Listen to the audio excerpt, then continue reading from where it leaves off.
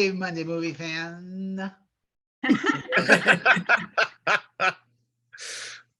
This week, it's Amy's choice, the Maltese Falcon, which is number 60 on the Franken list. Wow. Yes, Joel, it's the Franken list. You named it. I know I did. So there you go. Yeah. I'm Frank Gaffney. With us, as always, is Casper Gutman, Casper the Friendly Ghost Gusman, Amy Beth Goldman, and Cringer. Annie King. And Mark Wojcicki Gartner. Mark, what the hell's going on there? Who's that? There's two Falcons here. Yeah, I know what that is. Who is it? It's Sam Wilson, the Falcon, holding a falcon. Falcon. Red Wing. Yeah. Is it a Maltese Falcon? No, but it's a Falcon. I can't really see. All I see is his hand like that. I tried twice to fix the picture. It wouldn't fix, so you get what you get. Yeah. That's Amy. clever. Why the Maltese Falcon? It's just one of those classic movies, you know, AFI top, whatever it is, that everybody should see. And I knew at least two people in this group hadn't seen it before. So I thought, why not? More appropriately, it's number 60 on the Franken list. Even much more appropriately, yes. All right, who here has, of course, Joel's seen it. I've seen it. Annie, have you seen it? No. Mark G, have you seen it? I've seen it now.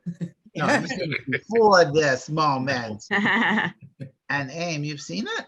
I saw it once in the 90s when I was trying to catch myself up on every movie people should watch, but I had no memory of it at all. How funny. I've been doing that every movie people should watch for the last 5 years. So, Amy, Yeah. this sounds like Full Metal Jacket then for you. Like you saw it, but you didn't really remember it? Full Metal Jacket, I remembered, especially as I was watching it. Okay. This one, I'm saying I watched it because I could swear I did, but if you told me no, you didn't, I'd be like, all right, maybe I didn't.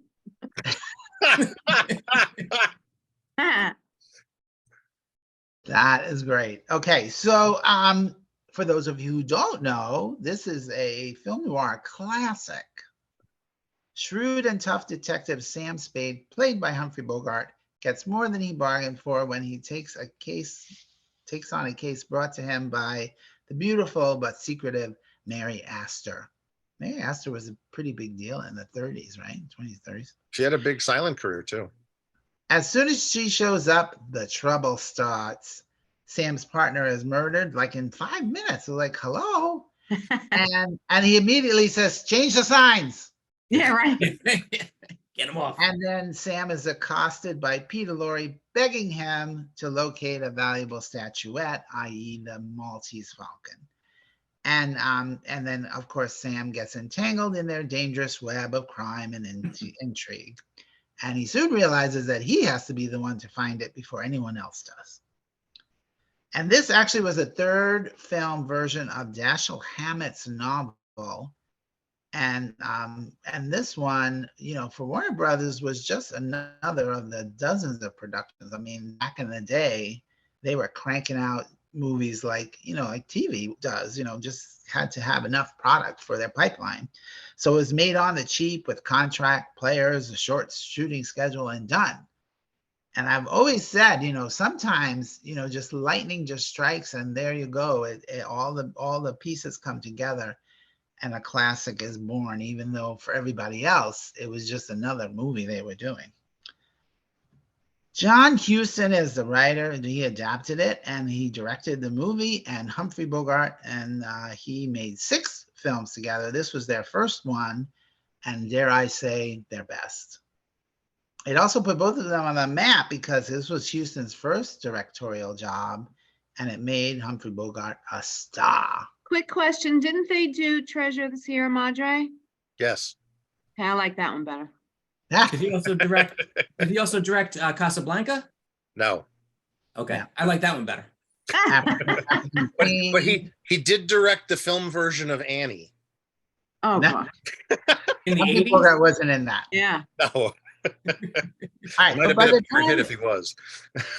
But by the time this version of the Maltese Falcon arrived, it was revelatory because up until that point, detectives were like the thin man. You know, they were sophisticated and rich. But here, he is he's very much a detective for hire he likes the fast dialogue and even faster women, and he'll do anything to make a buck or bed a dame.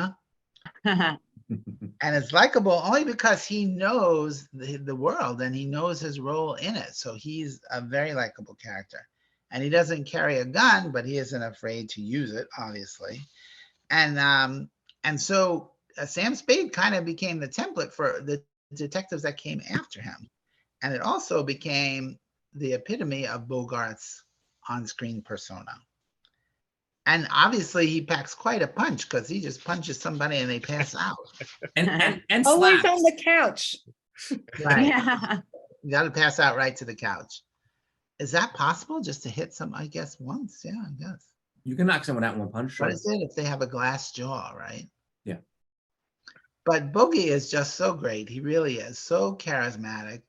And I love it when he blows up at Sydney Greenstreet and then he walks out and he's laughing hysterically. Yes, yes, yes. Oh my God. If you ever needed to define a character, that moment said everything about him. And, taking the guns from Wilmer. Oh my God. Wilmer thinks he's so tough and he's like, please, Mary. Yeah. And slapping Peter Lorre. Yes. You gotta know when you're slapped, you'll take it and like it.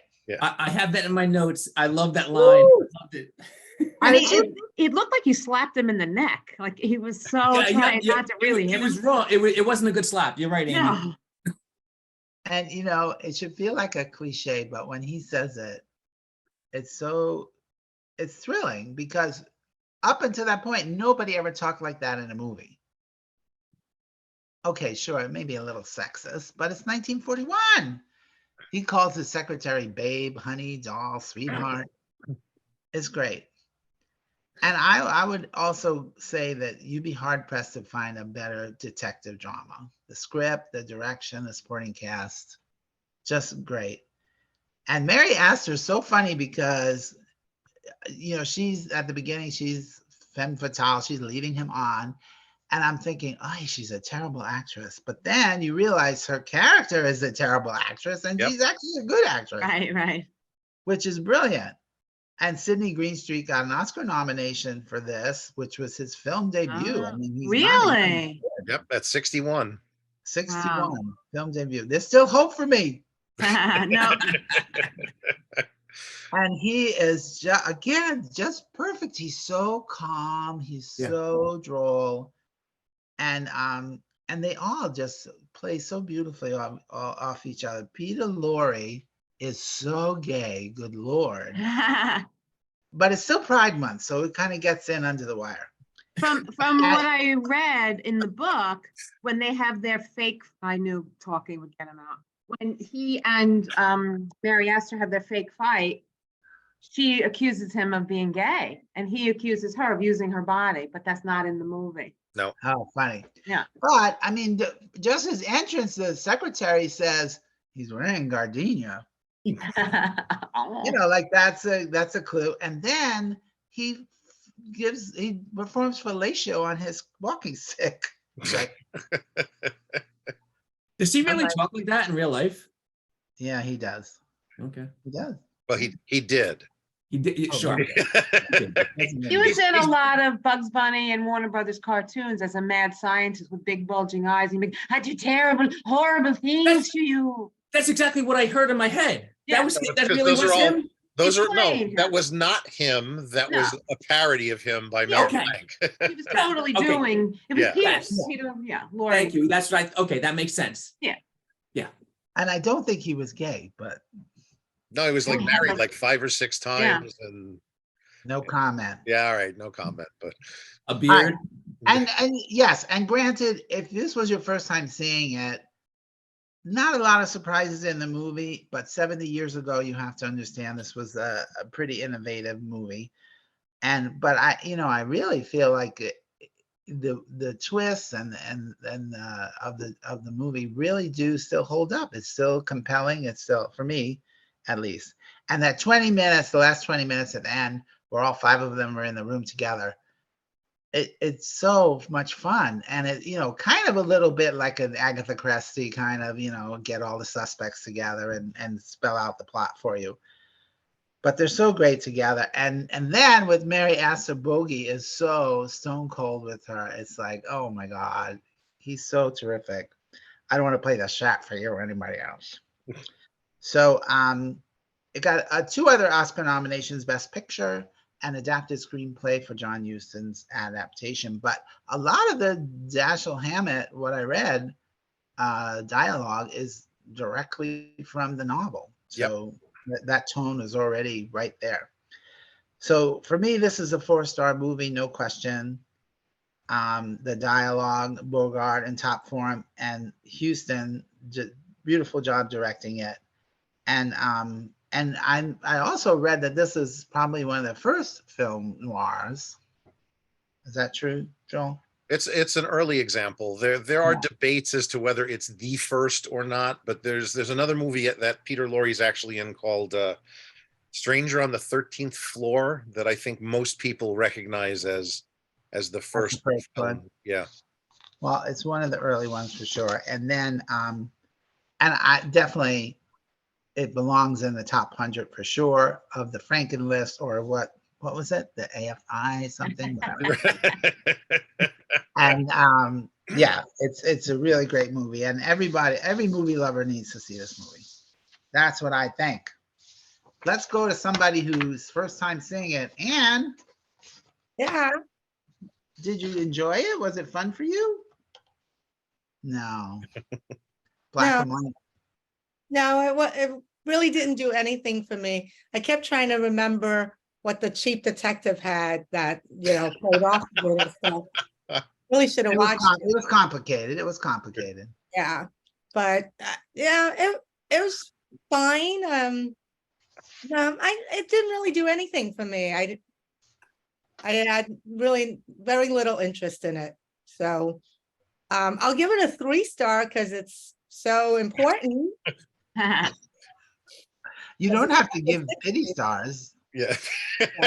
I'll give it that quarter more because it's number 60 on your list. Did you watch it alone? Did Dan watch it? Yeah, it didn't do anything for him either. Not for him. I'm thinking maybe, the boy-girl line might be different, but no. No, I don't know. Just didn't do it for me. I kept thinking like, oh, I like when Cara Burnett does these things so much better. That's Oh, funny. see, I should have picked Mildred Fierce. There you go. We already watched that. Didn't Mildred we? Fierce. Oh, Mildred Fierce, guys. Right.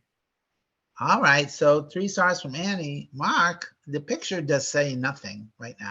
It's wrong. There's 2 Falcons. I mean, come on. No, I didn't hate it. I didn't love it. I think I liked it a little bit better than Annie, although my stars are right there with her 3 stars. As you know, I mean, this is never going to be a favorite movie of mine. It's the black and white. It's the overly dramatic.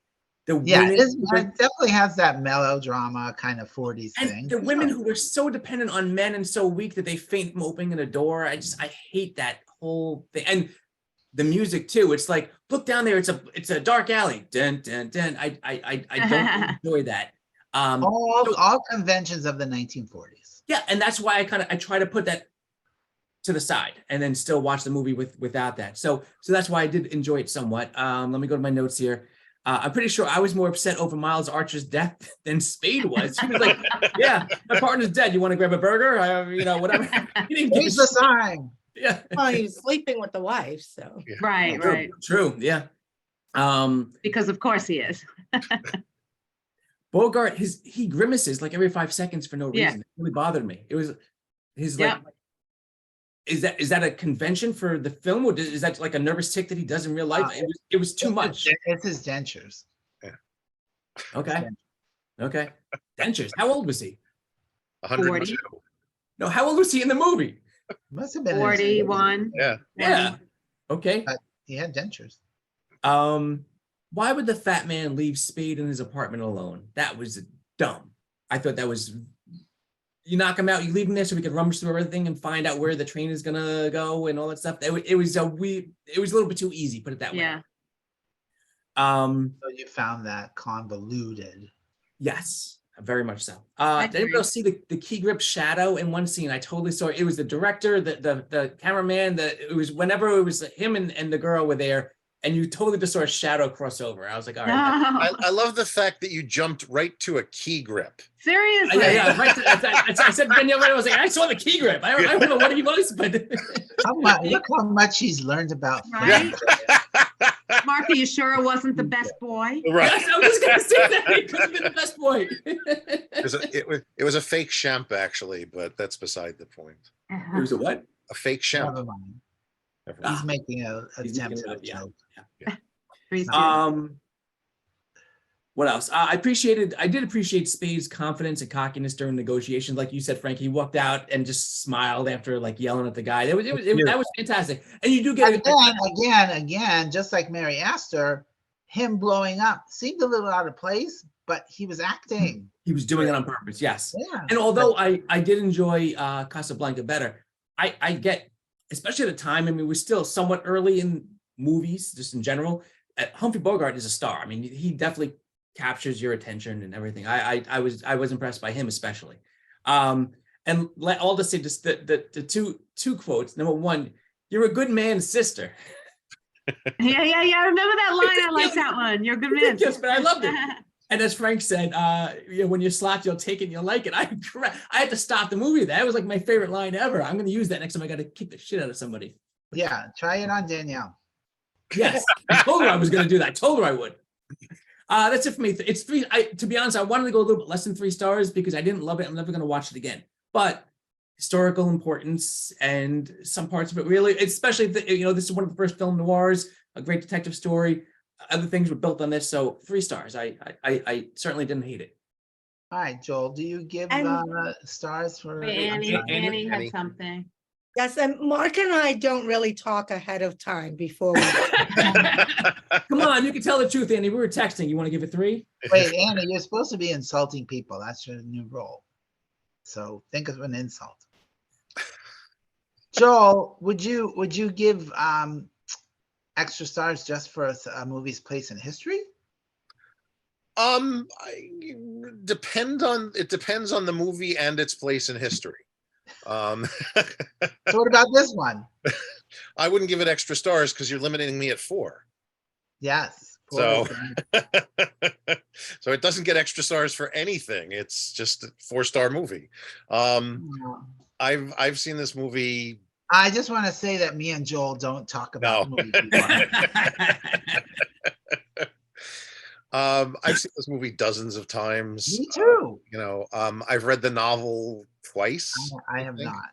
I actually took a class in college called Film and Literature, and we had to read a novel and then compare it to the movie. Well, not one novel; it was several novels. Do you want to share that paper with us? We could attach it to the comments. Right. I'll see if I can find that. Look it up. That'd be great. It's a great novel, and it's a relatively faithful adaptation of it.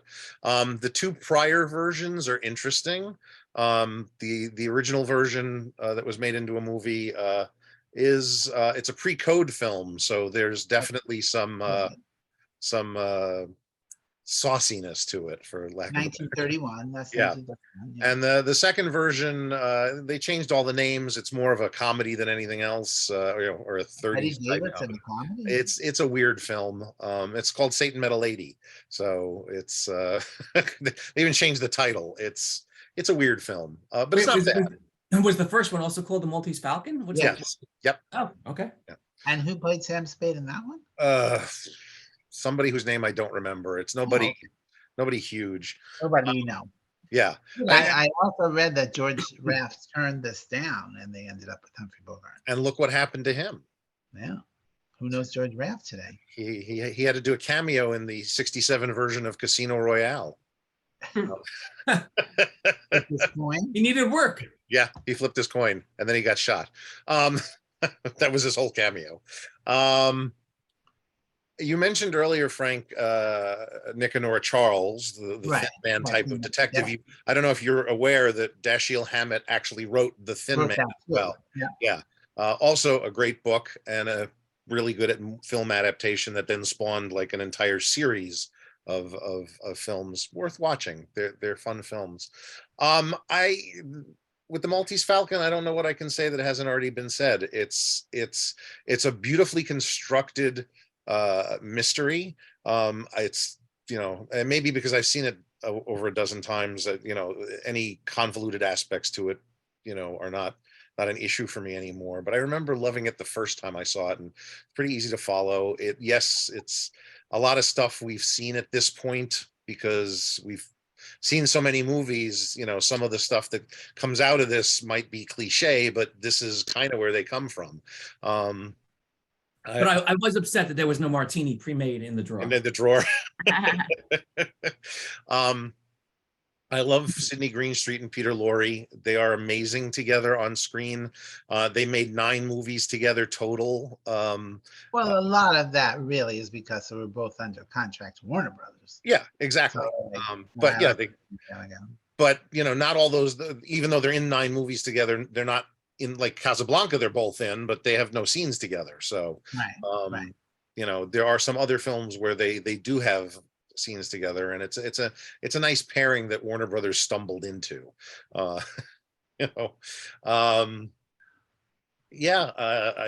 not much else I can say. It's a well-made, well-constructed story. It's a well-made, well-constructed film from every production standpoint, and it's got some great acting in it. So, so because this was under the production code again, so they had to downplay the homosexual character, which is funny because they still got that stuff in there, even though it went by the censors. Well, I mean, the production code, there were still ways of getting around certain things, Right. Not everything.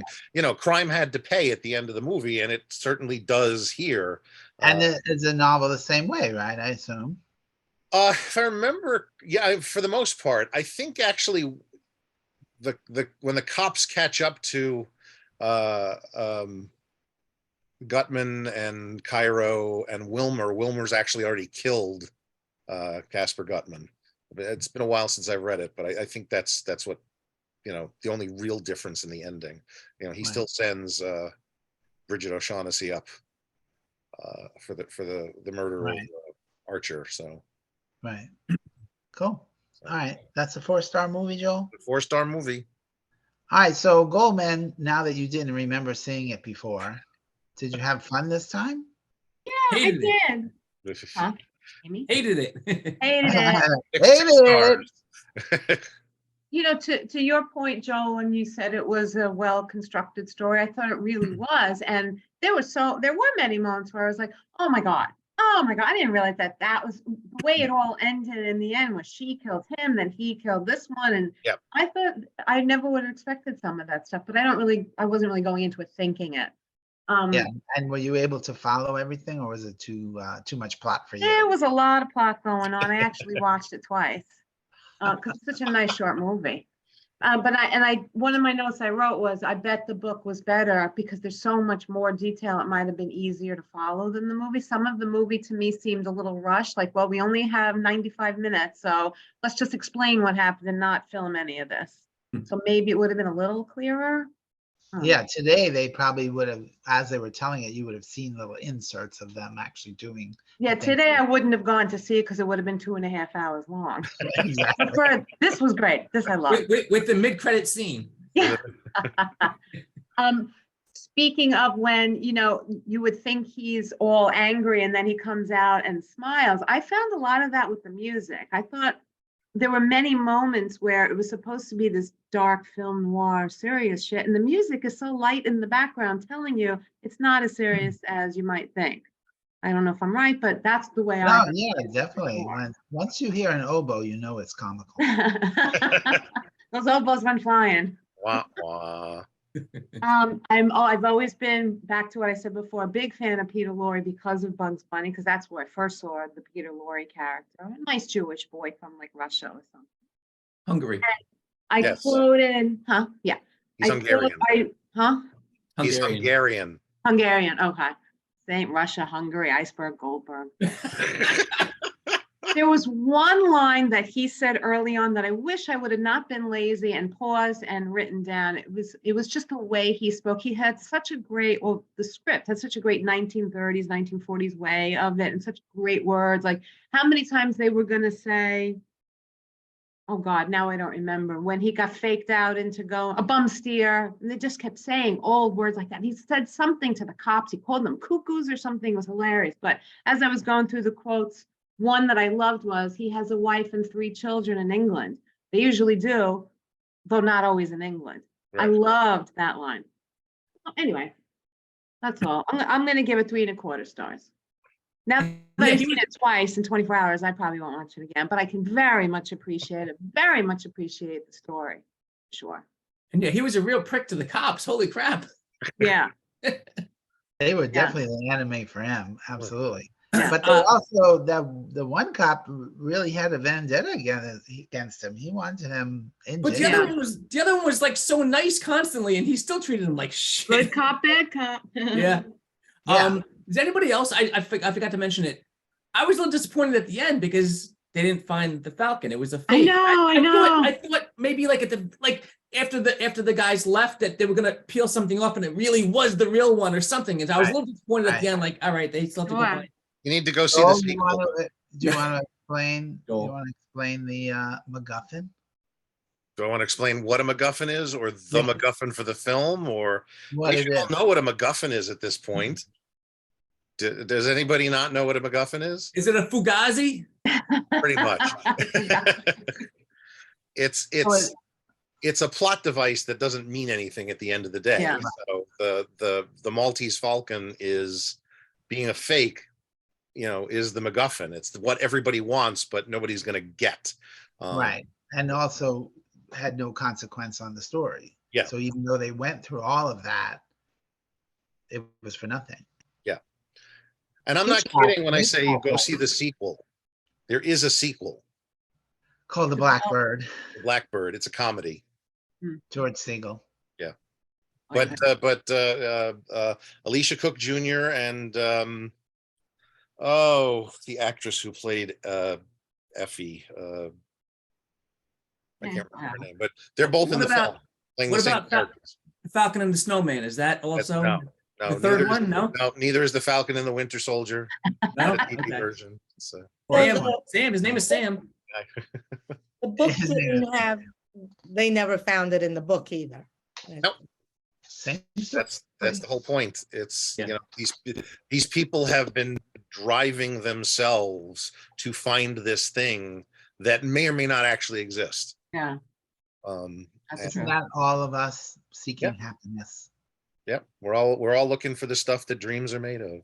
The stuff that dreams are made of, which for me that's- is actually this movie. And that's why I like Raiders of the Lost Ark, because they found the Ark. Spoiler I mean, they put it in alert. a garage at the end of the day. But they look where it found ended up. In the Yeah, I fourth know. film. Yeah. Wow. It's in the So, fourth film.